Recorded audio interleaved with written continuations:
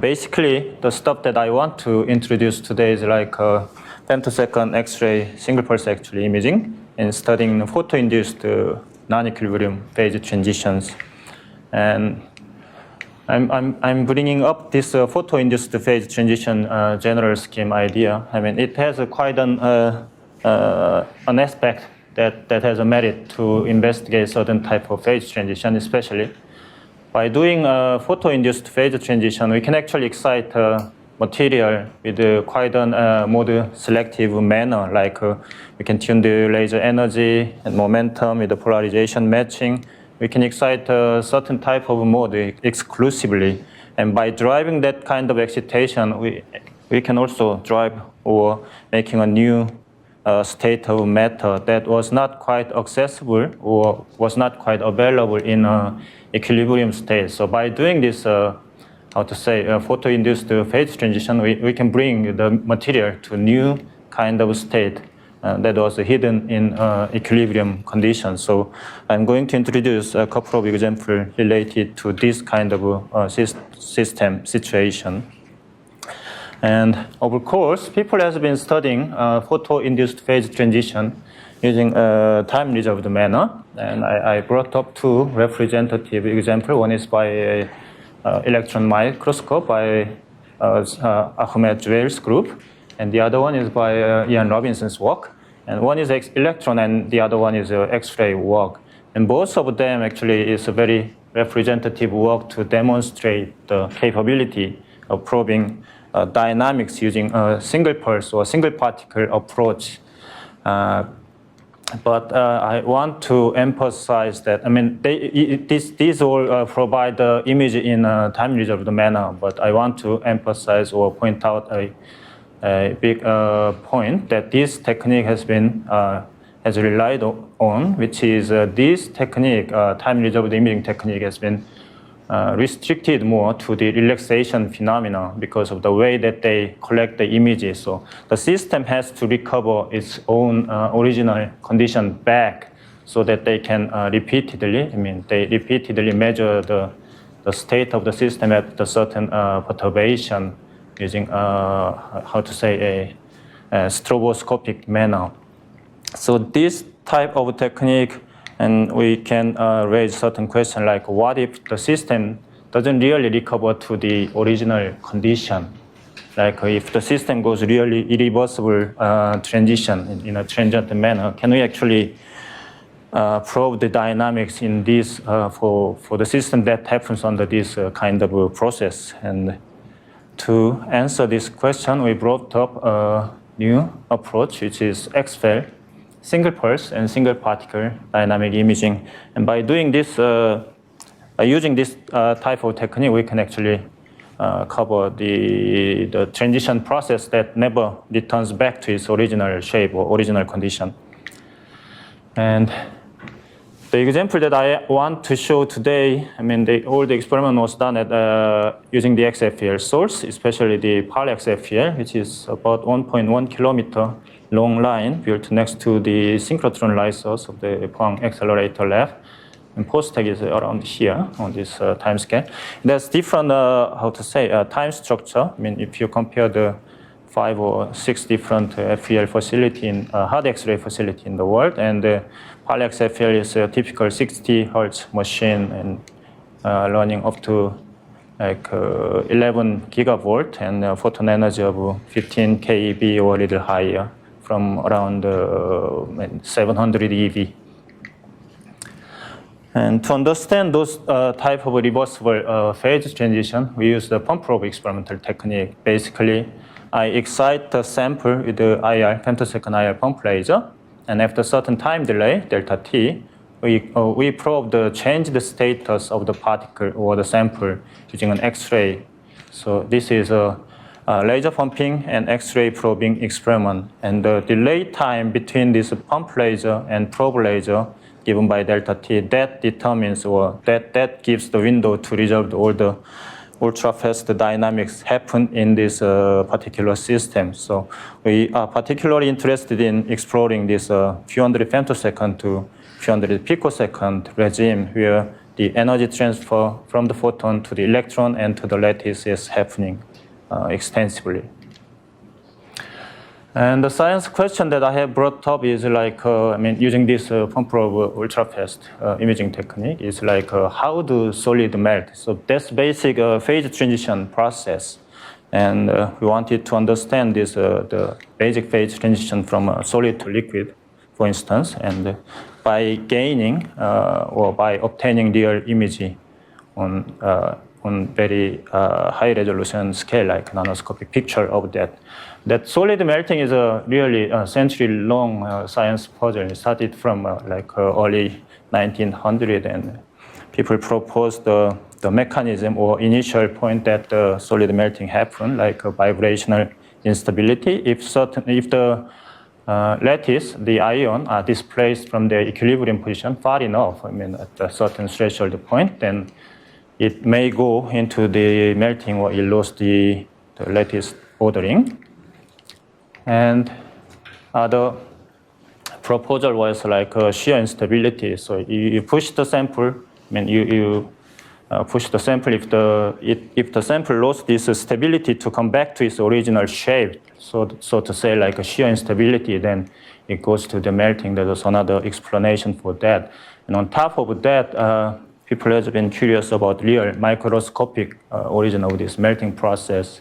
And also if the melting transition is driven very, very strongly using optical laser, for instance, then it also involves lots of different mechanisms to drive this melting transition, and people are curious about the mechanism behind that.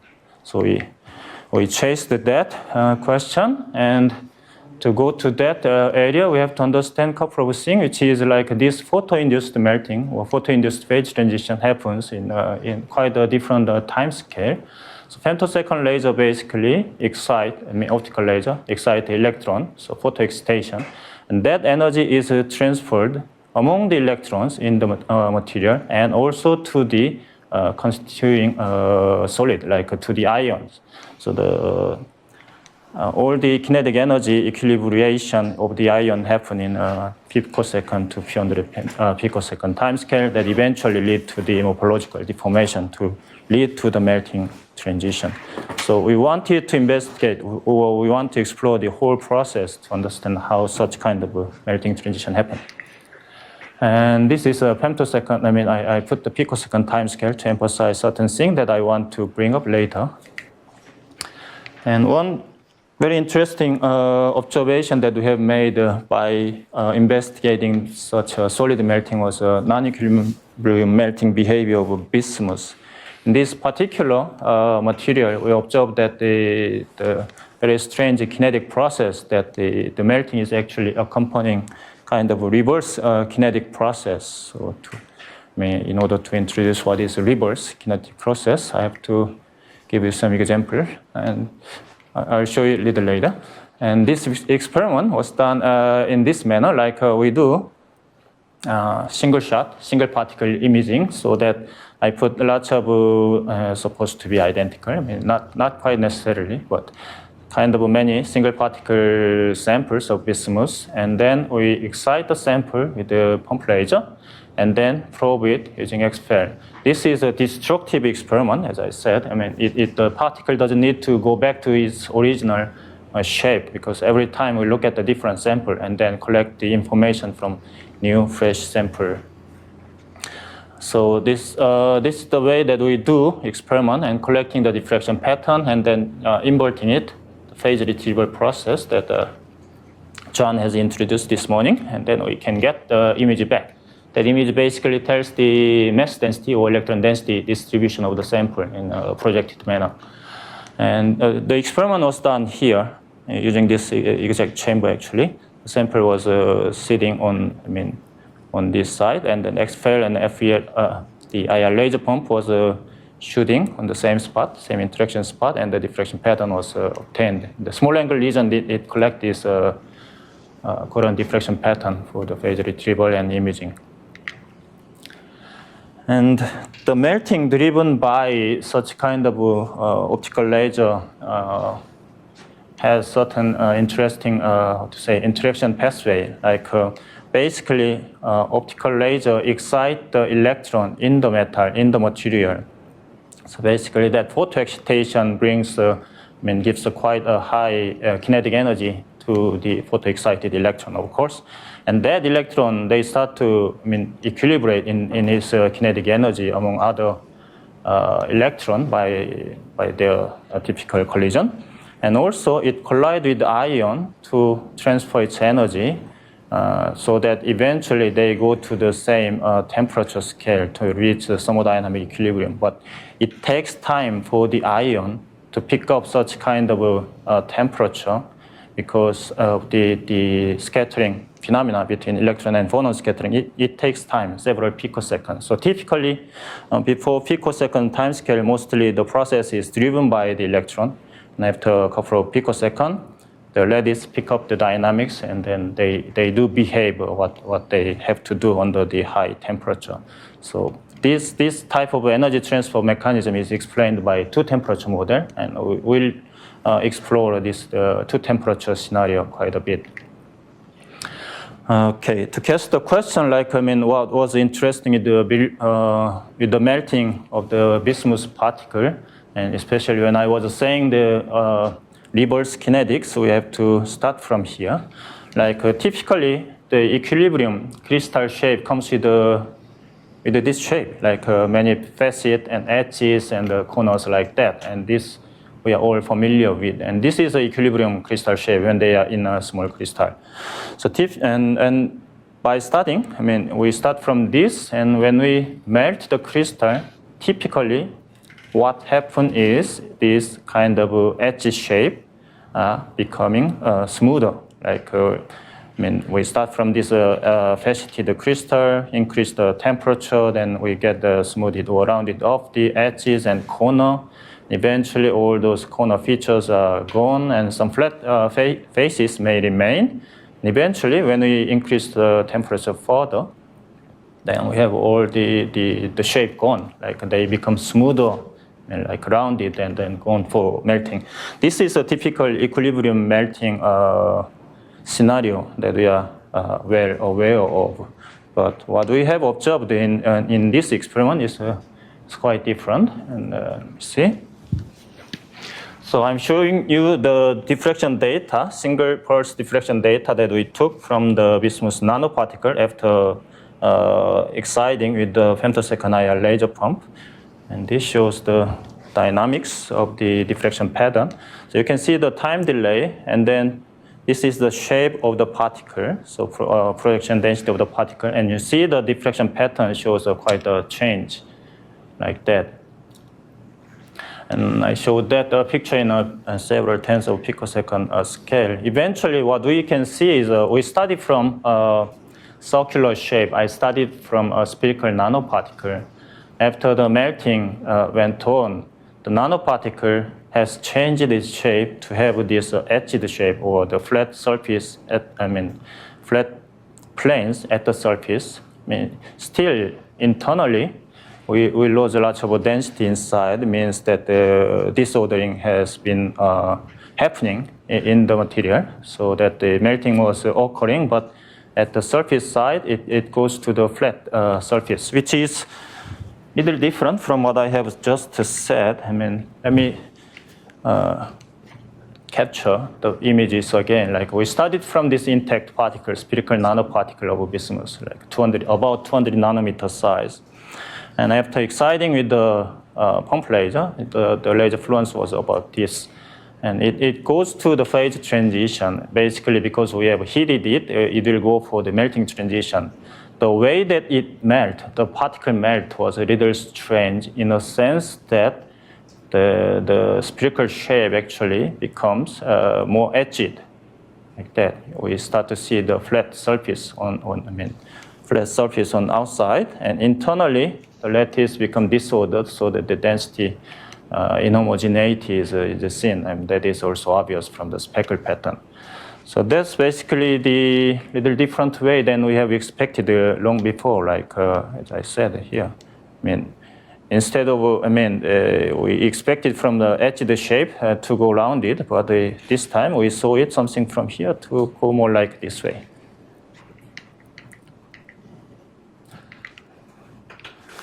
And we wanted to really confirm that this the facet is developed, or flat surface developed at the surface of the nanoparticle. And this is the experimental pattern that I have shown on the top, and the bottom is a simulation to give you an idea of how the real particle shape looks more likely. I mean, this is just a visualization. I mean, this image here is a real image obtained from this diffraction pattern. So that basically delivers the projected density of this pattern. Using the 2D projection, getting the edge shape is not too obvious because all density projections to guide the visualization, we just implemented this polyhedron shape for you to compare the density with the facet more easily. So we can see that the particle develops certain facets, certain the sharp edge features on melting, and after in certain direction are indicated for crystallographic notation. And yeah, depending on different orientation, because this is a whole random orientation of a single particle, you can have lots of different random positions that lead to two-fold or six-fold or four-fold symmetry, depending on their orientation relative to the incident beam direction. So that shows that. And I've emphasized that on melting, this particle develops a faceting feature, like this edge becomes sharper and sharper. And to quantitatively analyze such kind of faceting behavior, we actually traced that faceting feature in terms of delay time by defining certain kind of anisotropy factor from the diffraction pattern. So I put this fringe strong streak pattern, the direction or intensity from this strong streak pattern as one, and this spherical one as the other. And by comparing the intensity ratio between the two, we define the anisotropy like this way. Then could see that on melting, as the melting develops, the anisotropy or the strong streak develops from the particle, indicating that particle melt by developing faceting on the surface. So this shows the qualitative result of this surface faceting development. Different color here is actually three different XFEL experiment beam time that we took to really confirm this behavior, because that was quite strange in the beginning. I mean, we didn't expect it to develop such kind of faceting, so we were quite curious to really confirm the behavior, and indeed it happened. It was an intrinsic behavior of this particle. And to understand the mechanism, or to really understand what was happening behind such kind of melting dynamics, we did molecular dynamic simulation comparison in the experiment. This is a little different molecular dynamics in a sense that I put the TT here. That's a two-temperature molecular dynamics. So we implement the electron temperature into the ionic or lattice, and to get the dynamics of the ions. And we can see basically some movie tracing the actual all atom picture of how the melting is progressing on the, yes?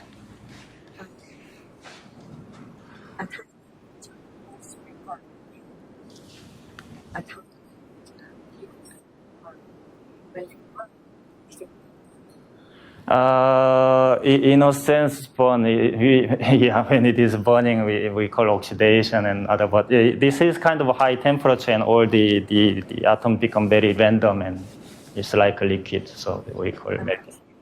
Yeah, kind of similar. But yeah, this is what was happening.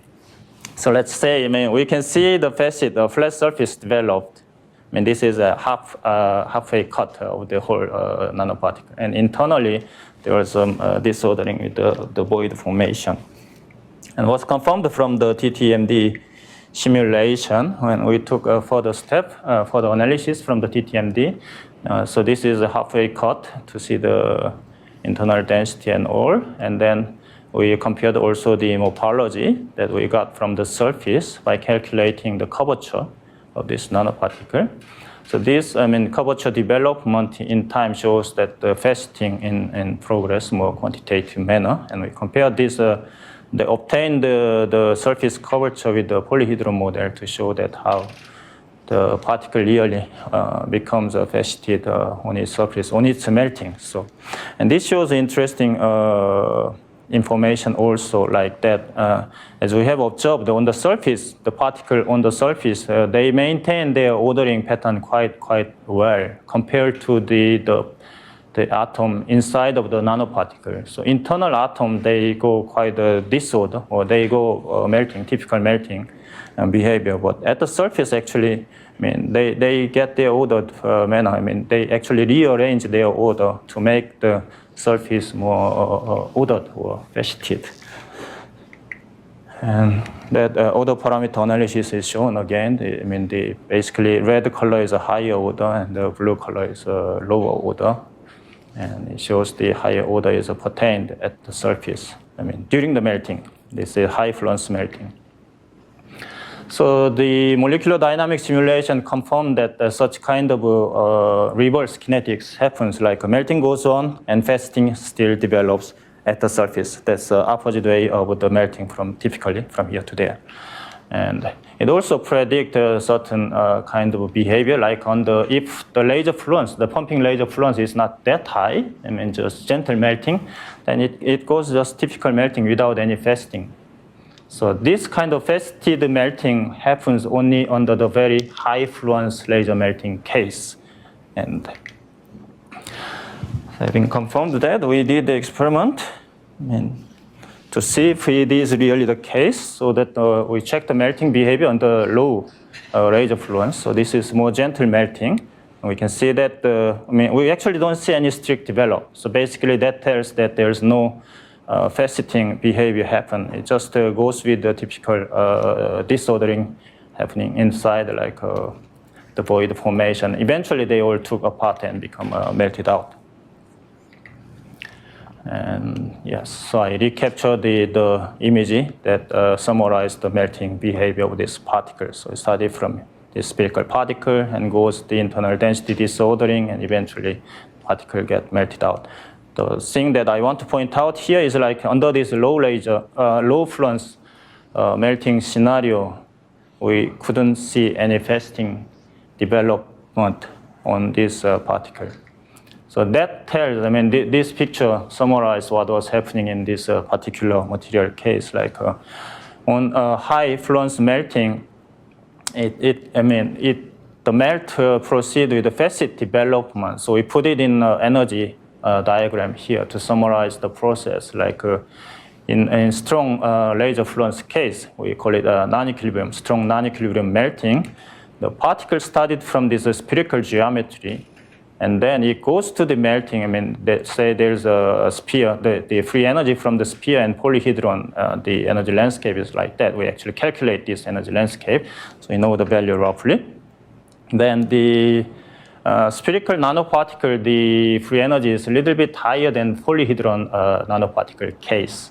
So we started from this bit metastable condition in the beginning. And we excited the particle to melt it. And then when we were exciting this particle with a very high laser fluence, then what was happening is that this metastable condition is overcome with the global more ground state, like a polyhedron shape. So it recovers the polyhedron shape, and still the melting was going on.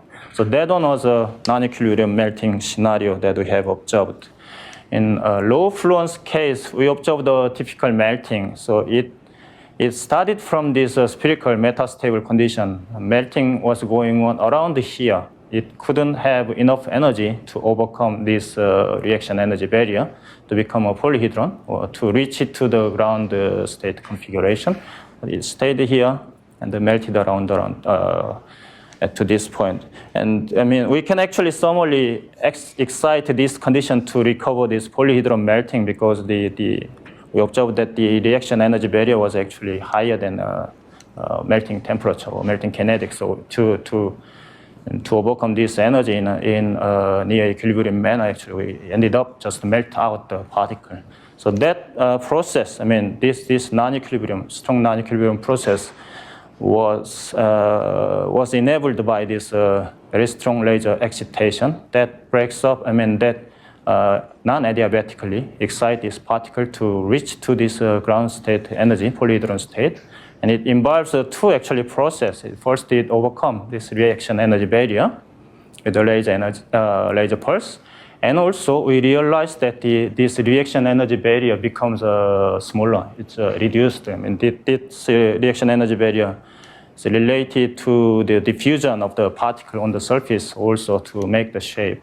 And that diffusion is related to the potential energy of the atom. And we realized that this reaction energy was changed or reduced when we excited with the high fluence laser pumping. And that was confirmed, like, that basically tells, remind us of this scenario, like ultrafast modification of the reaction energy barrier. Like by doing a photoexcitation, people were able to observe the non-thermal ultrafast melting, and the cause or the origin for that, they attributed it to the potential energy surface change in non-adiabatic manner. We indeed observe such kind of behavior from experiment, and this shows the experimental result that we use even higher energy, higher laser fluence, to really make it even faster. We observe that the melting happened like before even picosecond, and that tells quite a lot. I tell that it takes at least a picosecond to get the ionic motion to be involved because of the lattice dynamics or ionic dynamics to pick up the energy from the electron. But our result tells that the fasting started to happen even much faster, much earlier than that, like a few hundred femtosecond. Means that without involving such kind of lattice dynamics, the surface started to rearrange already themselves. And the way to get that is, I would say, only the electronic reaction, or by just changing the potential energy of the binding energy by such kind of photoexcitation, that the diagram that I have shown here, like this. So yes, so we confirmed that this happened really in a very fast time scale, before picosecond. Typical melting time for bismuth is, the lattice dynamics to play is like a picosecond. So it happened really in electronic time scale, and we observed their dynamics. So I have one more step to introduce. This is more, how to say, ordinary stuff, but with a bit of a technical development that we did this kind of melting study by making some technical progress, like putting wide-angle diffraction together. Taking wide-angle diffraction together with the single pulse imaging data, like this multiplexing manner. So we did the experiment, pump probe experiment, and collect the data at the small angle region for the imaging, and we put the more detector very close to the sample to get a wide-angle pattern from the crystal structure of this nanoparticle. So we collect two information together and interpret the structural information of this nanoparticle on melting more carefully, and that's the progress that we made from this approach, multiplexing experiment. This is how the real experimental setup. It looks a bit complicated. And the end result that I want to show is this. For this case, this is typical noble metal melting. So gold metal I was taking as an example, model system, and capped it with actually SiO2 to reduce the surface effect. So we took the image and took the diffraction pattern to get the image and to see how the melting is going on. This inner circle, the yellow part is basically tells the gold, and the purple outside is SiO2 layer. We can see that the melt start like around 4 to 5 picosecond. We can start to see the fluctuation in the density of the gold particle, and also the removal of SiO2 layer from outside, and that goes. It has a laser polarization dependence, so it goes to the anisotropic melting that I have reported before, and we can see that the melting goes on around 4 to 5 picosecond, and more, how to say, monotonic decrease in its average diameter with the thermal expansion, and the anisotropy developed with the laser polarization dependence.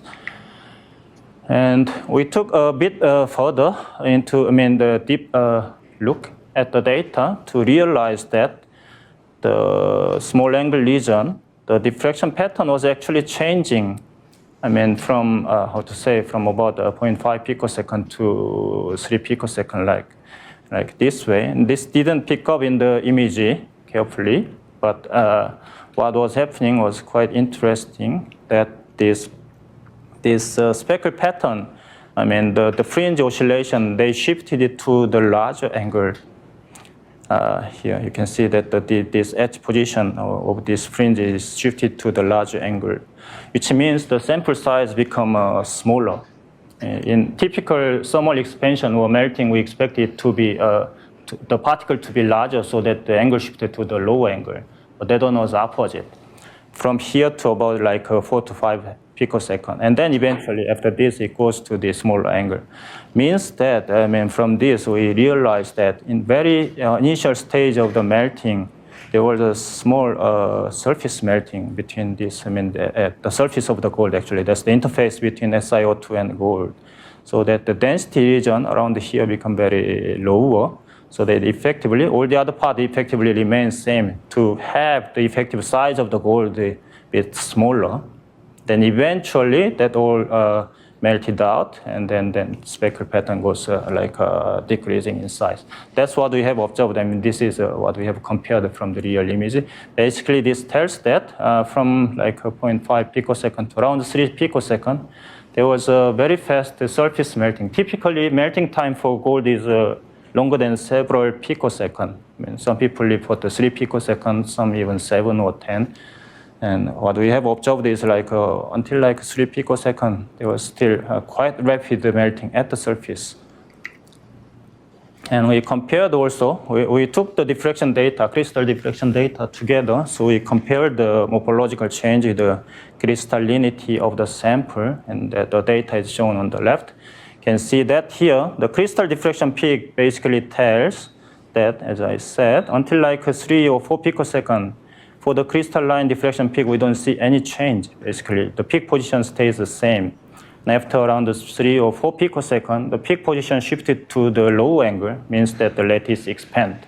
So this is a typical thermal expansion scenario. We observed that this crystalline diffraction peak couldn't pick up the surface melting, the very, very rapid surface melting here. But we could observe it from the small angle data, basically. And then on the melting is in progress, we observed that also the crystal domain is decreasing. So the grain size is decreasing because, that is obtained from this peak width of this black peak. This is black reflection of the gold 111 that we took together with the small angle data. So that basically shows the time evolution of the lattice and grain size. We compared with the TTMD simulation, and the volume fraction of disordered region was extracted. That shows a good match with the simulation. So this blue is a simulation, and the orange was experimental data. Simulation behavior, that visualize better of what was happening when this nanoparticle was undergoing a melting transition. So the melting front developed from the surface and grain boundaries, and then they propagate. And quite a stronger the contribution from the surface was actually observed.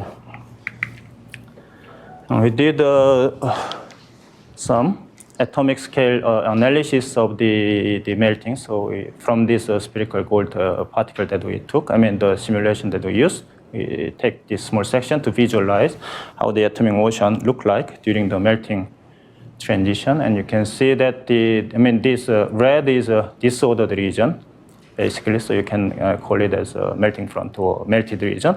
And it developed from this. This is a grain boundary that is here. This is surface. Developed from the grain boundary and surface area to make the whole region as a liquid. But the contribution or the speed from the surface was a little higher. You can see that disordering from the surface goes much more aggressive than the grain boundary that we observed. This is all quantitative analysis of the data. Based on this, we could make some. We could propose some picture that how the melting is in noble metal is undergoing, It started from the rapid surface melting or disordering at the surface. And from that, melting front is propagating. And also the grain boundary melting front is propagating. Also, we observe that internally there's some void is forming. And that void is also coming from the side or surface region, but also in inside. So technically, heterogeneous and homogeneous melting seems to be happening together for this specific condition. And then eventually it goes to the melting and evaporation process. Okay, so let me summarize what I have just presented with some perspective and challenges to open. So I've shown the single pulse time resolved imaging. It was a good way to look for irreversible phase changes.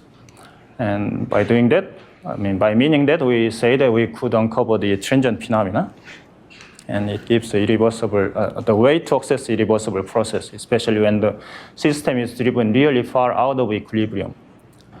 And this type of experiment and data handling or interpretation requires quite a big, massive data handling issues. For each delay time, we took quite many diffraction pattern and reconstruct the diffraction pattern out of it. Like for each delay time, we get about more than 20 or 30 different images, and from that we analyze the feature or characteristic of the structural deformation. And we could go for, we may able to go for 3D imaging, and that casts the question like a 3D imaging for irreversible process. This is totally like a destruction type of experiment. Can we do really 3D imaging for that? And that's quite challenging, but it is possible, but we need to collect lot more diffraction data for different, for instance, laser incidence angles and things like that. And it requires for big data handling and sorting and analysis. That remains challenging still. And we can extract it, expand it to extract more information, like by putting polarization analysis, energy tuning. So they've shown the magnetic imaging is possible, like polarization analysis and energy tuning or chemical element analysis. And this pick up a big scientific question still, like thermodynamics far out of equilibrium. Do we have a really good understanding on this? It's not quite. We need a better understanding, or we need to understand more about this situation. What we have realized is that this really far out of equilibrium condition, we can have a way, or we can find a way to generate new material phase, like that was forbidden in thermodynamic equilibrium. So this brings up the channel to discover the hidden phase of the material also. So it's good to study those type of behavior. Okay, let me finish my talk by acknowledging my group members and student and or collaborator. That was my group member at POSTECH, and XFEL step scientist, and collaborate with at Rick and Spring A Center. And, the GIST have a collaboration with the student and Professor No there. And the simulation was done with my collaboration with the chemistry department, and sample and experimental collaboration with the Shanghai Tech people. So thank you for your interest.